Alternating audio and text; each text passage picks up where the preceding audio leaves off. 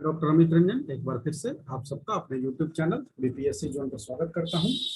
आज हम लोग कबीर के कुछ पदों की व्याख्या यहाँ पर देखने वाले हैं। मुझे कई साथियों ने, कई मित्रों ने कहा कि उन्हें व्याख्या करने में काफ़ी समस्या आती है, तो इसलिए मैं व्याख्या की एक श्रृंखला शुरू करने वाला हूँ, जिसमें कबीर, सूर इत्यादि के जो महत्वपूर्ण पद हैं उनकी मैं व्याख्या यहाँ पर करूँगा। इसी कड़ी में आज हम लोग कबीर के पदों की व्याख्या देखेंगे। पहला पद है, और यह जो है राग गौड़ी में है। कबीर का यह पहला पद जो है वो राग गौड़ी में है। जैसा कि हम जानते हैं, सूरदास के जो विभिन्न पद हैं वो विभिन्न राग रागनियों में निबद्ध हैं। उसी प्रकार से कबीर दास के पद भी राग रागनियों में निबद्ध है और यह राग गौड़ी में है। पद इस प्रकार से है। दुल्हिनी गावहूँ मंगलाचार, हम घर आए हो राजा राम भरतार। तन रति करी मैं मन रति करी हूँ, पंच तत्व बाराती। रामदेव मोरे पाहुने आए, मैं जो बन मैं माती। शरीर सरोवर बेदी करी हूँ, ब्रह्मा वेद उचार। रामदेव संग भाव रिले हूँ, धनि धनि भाग हमार। सुर के तिसो कौतिक आए, मुनिवर सहस 88। कहे कबीर हम ब्याह चले हैं, पुरुष एक अविनाशी। दुल्हिन गावहू मंगलाचार, इसमें एक दुल्हिन जो है दूसरे दुल्हिन से कह रही है कि तुम मंगलाचार गाओ, यानी कि मंगलाचार यानी विवाह के अवसर पर जो गाया जाने वाला गीत है वह गाओ। और क्यों गाओ? क्योंकि हम घर ही आए हो राजा राम भरतार, क्योंकि मेरे घर पे जो है वो राजा राम आए हुए हैं। तुम मंगलाचारण क्यों गाओ, मंगलाचार का गीत क्यों गाओ? क्योंकि मेरा विवाह होने वाला है। और मेरा विवाह किससे होने वाला है? मेरा विवाह प्रभु श्री राम से होने वाला है, और वो भरतार के रूप में क्या है? मेरे पति के रूप में आए हैं। तन रति करी मैं मन रति करे हूँ, पंच तत्व बाराती। इसमें लेखक ये जो कबीर दास कह रहे हैं, जो दुल्हन का जो रूपक बांधा गया वो दुल्हन कह रही है कि मैं पहले शरीर की रति करूंगी, उसके बाद मन की रति करूंगी। शरीर की रति करूंगी, उसके बाद मन की रति करूंगी। और उसमें क्या होगा कि पंच तत्व बाराती, और उसमें पंच तत्व बाराती होंगे। पंच तत्व मतलब हमारा शरीर जो है 5 तत्वों से मिलकर बना हुआ है। क्षिति जल पावक गगन समीर, इनसे मिलकर बना हुआ है। और यही 5 तत्व जो हैं वो मेरे ब्याह में, मेरे और श्री राम जी के ब्याह में बाराती का के रूप में आएंगे। रामदेव मोरे पाहुने आए, कहीं कहीं ये रामदेव मोहे ब्याहने आए भी मिलता है। मैं जोवन में माती, ये कह रही है कि रामदेव जो है, देवता राम है, वो क्या है? रामदेव मोरे पाहुने आए। पाहुन मीन्स पति। रामदेव जो है, देवता राम जो है मेरे पति हैं, तो वो आए हैं। और मैं यौवन में माती, मैं यौवन में मत्त हो गई हूँ, यानी मेरे पति के आने की खुशी में मैं यौवन में मत्त हो गई हूँ। शरीर सरोवर बेदी कर हूँ, ब्रह्मा वेद उचार। शरीर सरोवर वेद करे हूँ और ब्रह्मा वेद उचार। इसमें कह रही है कि शरीर सरोवर यानी विवाह की जो सारी प्रक्रिया होगी वो कहाँ होगी? तन रूपी तालाब के किनारे होगी और वेदिका के कर्म कांड में व्यवहृत होगी। ठीक है। शरीर सरोवर वेद करे हूँ, ब्रह्मा वेद उचार।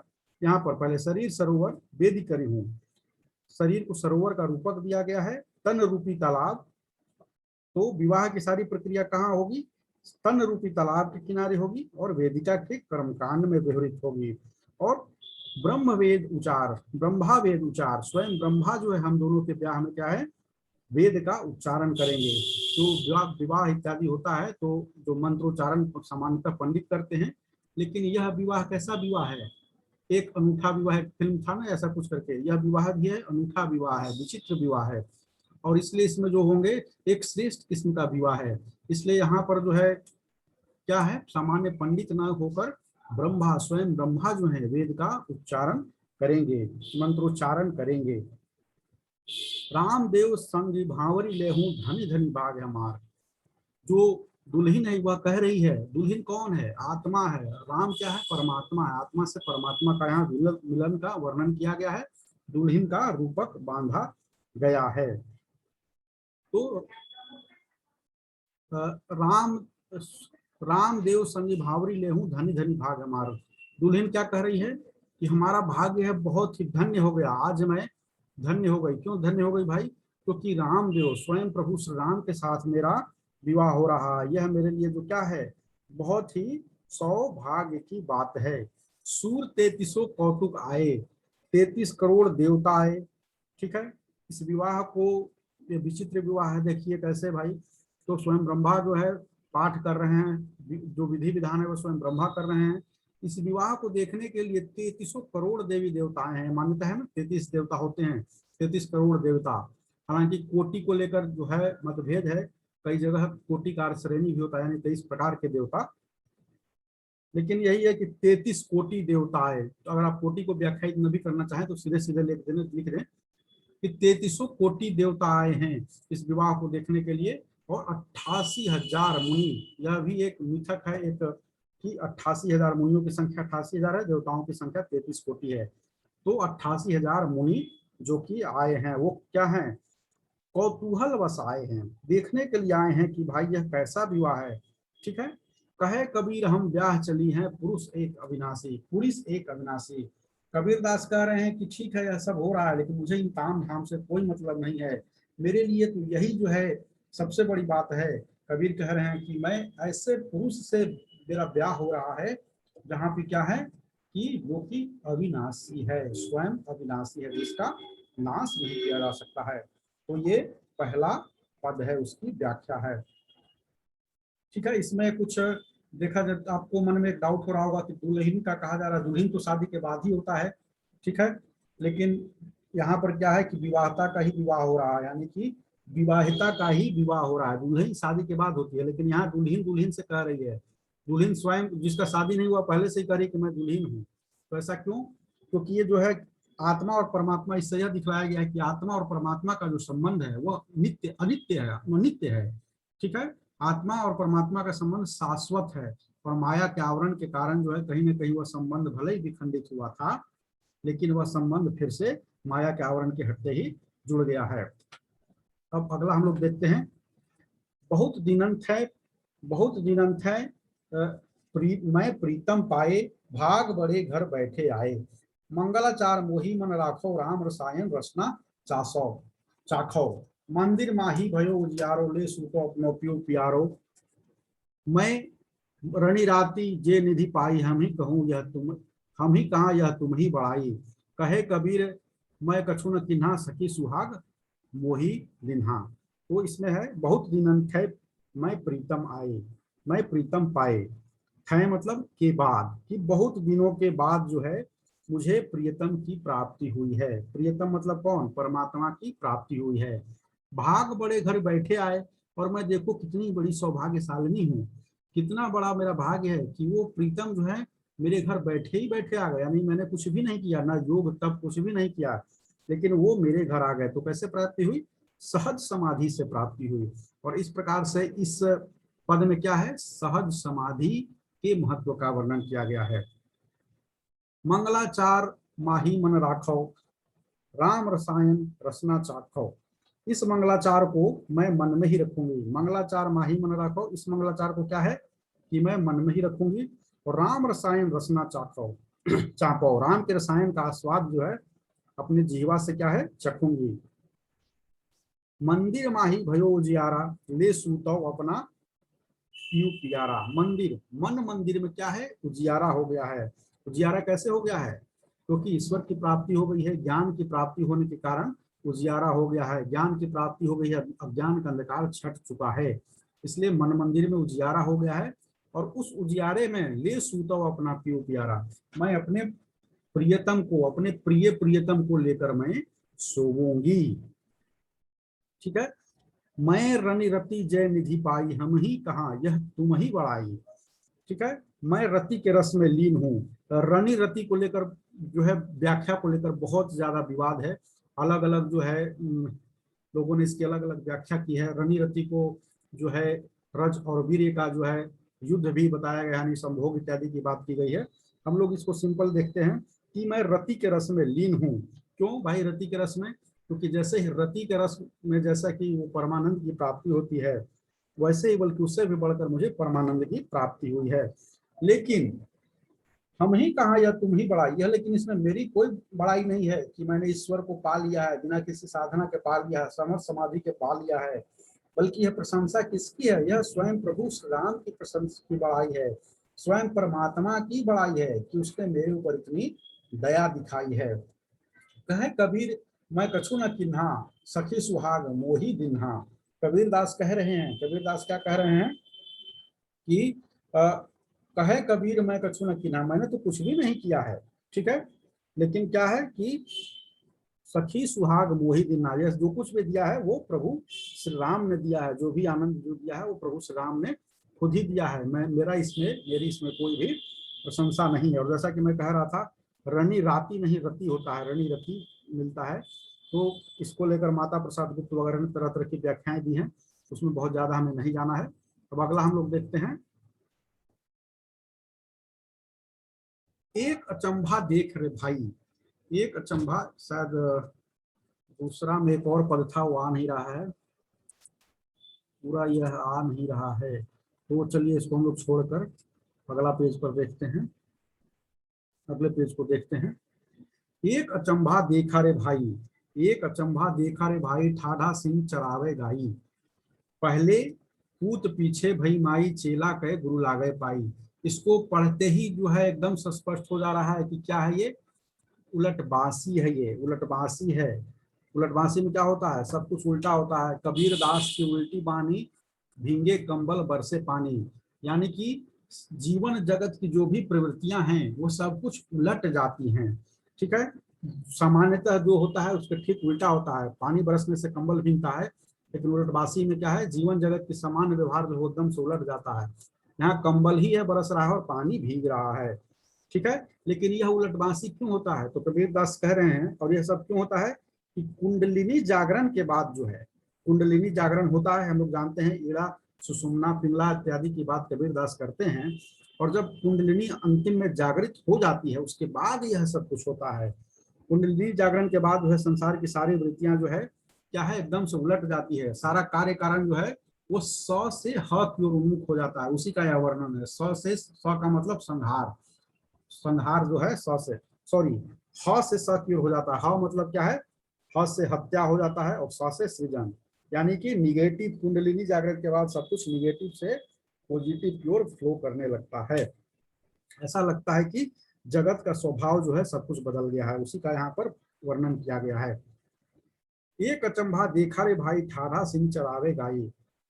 कह रहे हैं कबीर कि मैंने एक अचंभा देखा। क्या देखा भाई, मैंने क्या देखा कि ठाढ़ा, ठाढ़ा सिंह यानी कि खड़ा सिंह, सिंह जो है गाय को चरा रहा है, सिंह जो है गाय को खाने के बजाय गाय का वो चरा रहा है। गाय को आमतौर पर चरवाहा ग्वाले इत्यादि चराते हैं, लेकिन यहाँ सिंह जो गाय को चरा रहा है, ठीक है।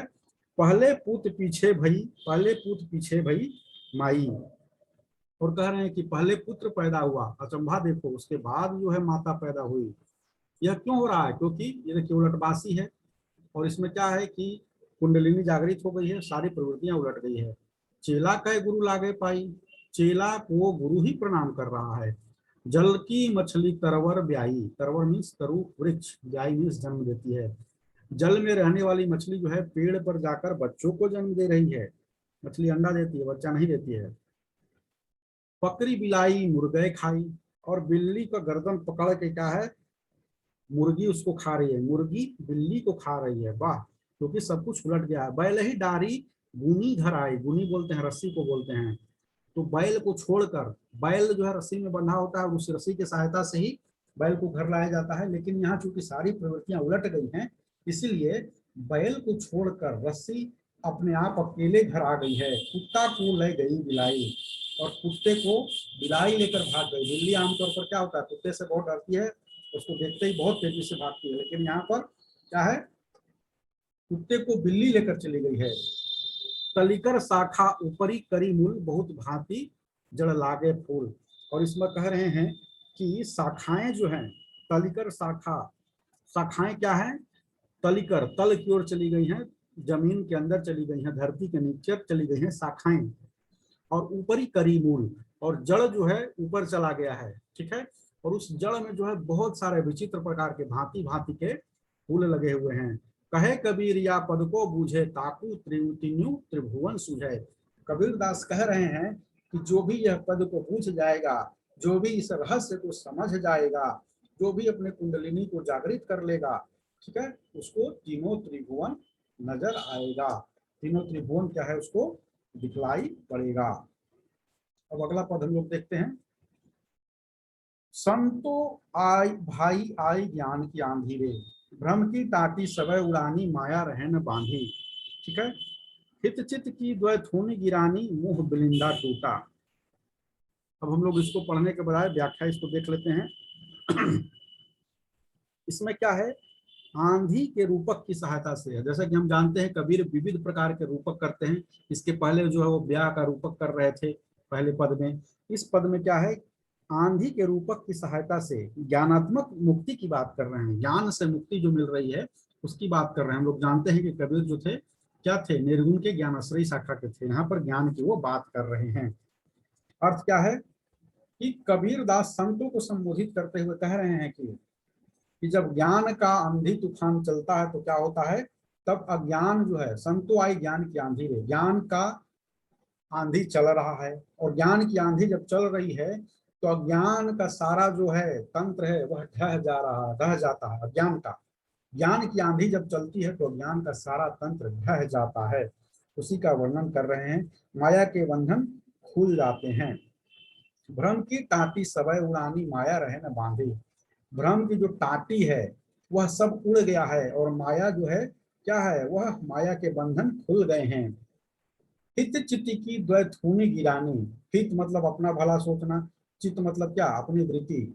तो ये जैसे कि रूपक लीजिए, या ज्ञान है उसका एक झोपड़ा है, तो झोपड़ा जो है दो खंभे पर टिका हुआ है, उसी का आगे रूपक है अज्ञान का, कि उसका कैसे महल जो है ज्ञान की आंधी में उड़ गया है। तो अज्ञान का जो महल है या झोपड़ा है वह हित और चित्त के दो थूनियों पर टिका हुआ था। हित मतलब अपना भला और चित्त मतलब क्या, अपनी चित्त वृत्ति।